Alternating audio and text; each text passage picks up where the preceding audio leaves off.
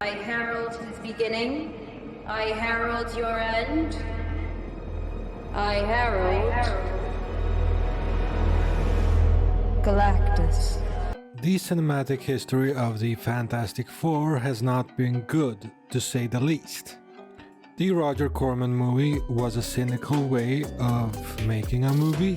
When the first Fox movie was produced, the superhero genre was in its infancy, which led to a mostly bad movie. And its sequel, The Rise of the Silver Surfer, was even worse, which then led to that we didn't see a Fantastic Four movie until 2015, with a production that was a mess, and led to another mostly bad movie. All these movies I have kind of talked about in a previous video that I will put in the end of this one. Now 10 years later, after we got the last one, we have the new movie Fantastic Four First Steps. Marvel's first family is back home after Disney bought Fox and got back most of their characters except for Spider-Man. Now they're doing their own Fantastic Four movie. Their track record has been okay to good lately, for the most part, but I do think that Thunderbolts was great and Captain America Brave New World was average. This one actually continues on that average wave.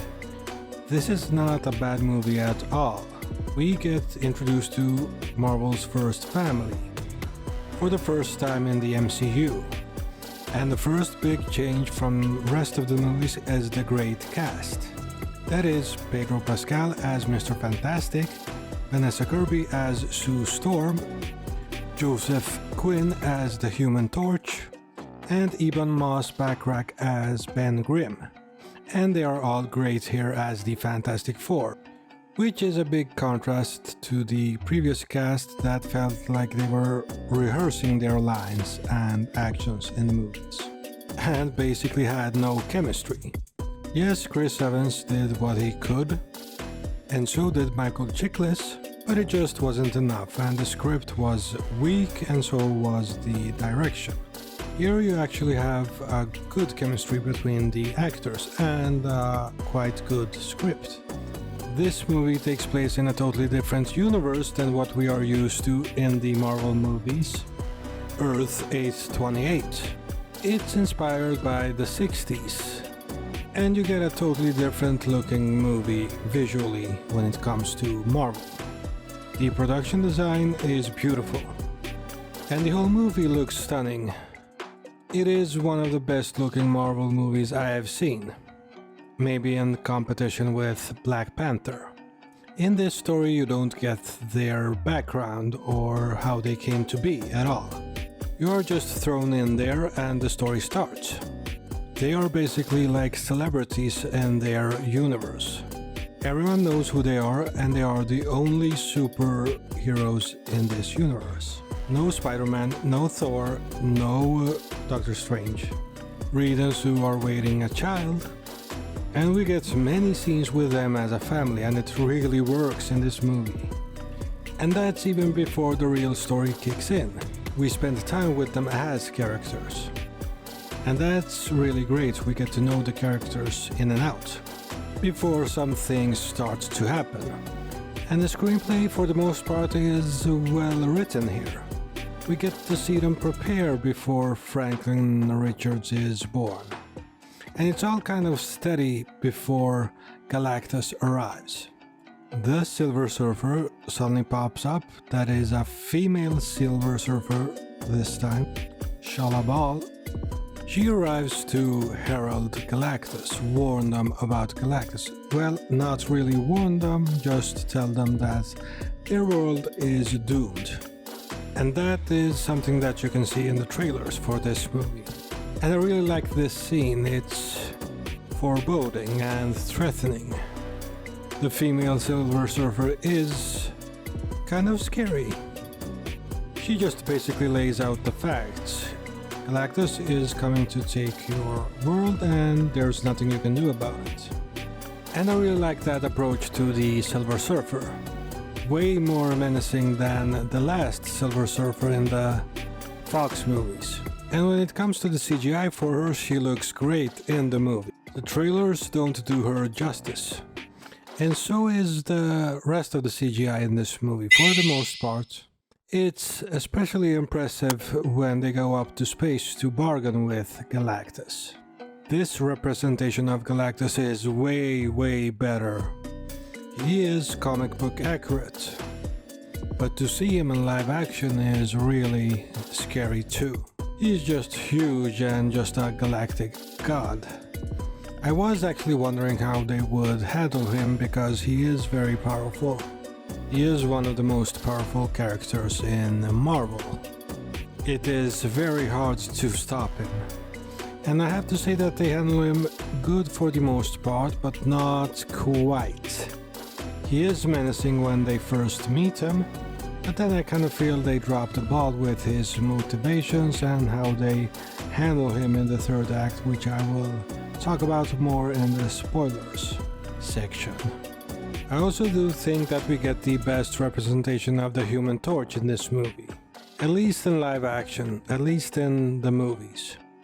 The character is well written for what he is supposed to be here, and what the character is historically in the comics. Of course, depending on what comics you read, because every comic has changed over the years too, and had different runs. The thing I feel was kind of shortchanged. He didn't have that much to do here, but the scenes he had were good and funny, I thought. He just didn't have as much of an arc like the rest of them, even though he does partake a lot in the third act and helps out a lot. But he's basically just assisting here. The movie centers around Sue Storm and Reed Richards, and their kid Franklin Richards. And overall I do think this is a good movie, but I do have several problems with it. And here's where I go into spoilers, so if you have not seen Fantastic Four First Steps yet, you have been warned. So the movie, as I said, presents this first family as a family unit actually. You just feel they are a family and tight-knit. They are idols in their world.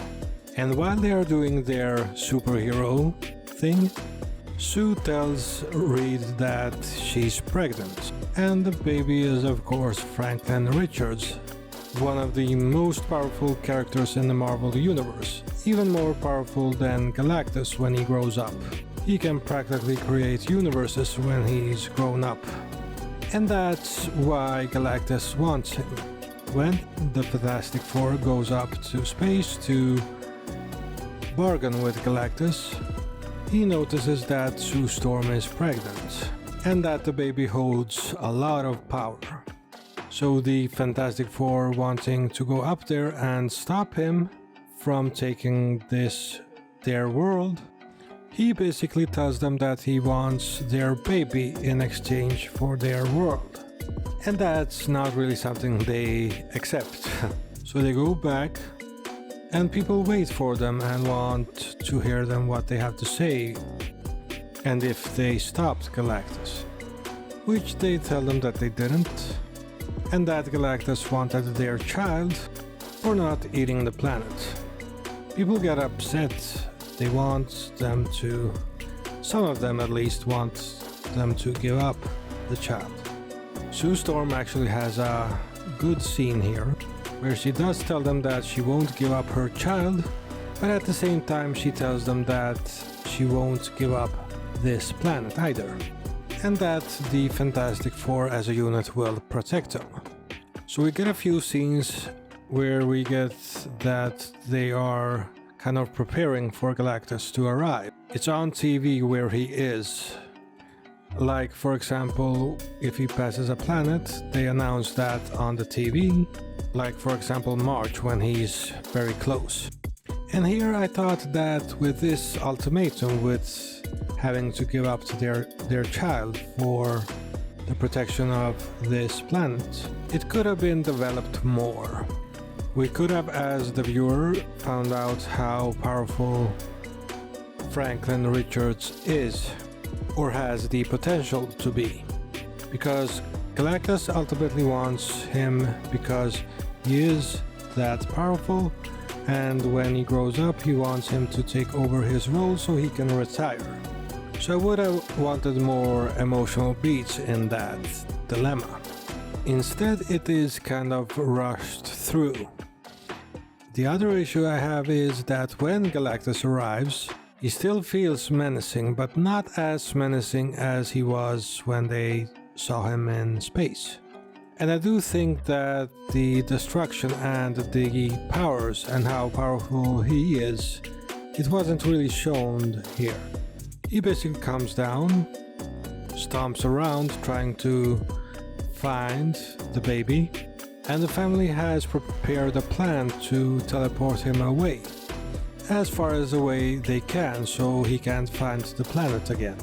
And I feel the pacing in this third act is kind of way off. And Galactus just doesn't feel as threatening because we don't get to see his powers, how powerful he can be. And I think they depowered him for storytelling reasons, because they do manage to teleport him away with the help of the Silver Surfer. She makes a sacrifice. And I do think that is too similar to the Fox movies and how they handled this story. It is similar, but I do think that this movie did it better, told it better, but not without its own issues. I also feel in the start that if you are not going to present how they got the powers, don't make a 5-minute scene about how they got the powers in short terms. I just felt that scene just didn't add anything to it. But overall I do think that this is the best Fantastic Four movie. And I'm giving Fantastic Four First Steps a 6 out of 10. If you like this video, please like, share and subscribe. Also don't forget to smash the bell icon so that you don't miss any of my future videos. This has been Phantom Frame. Thank you for watching.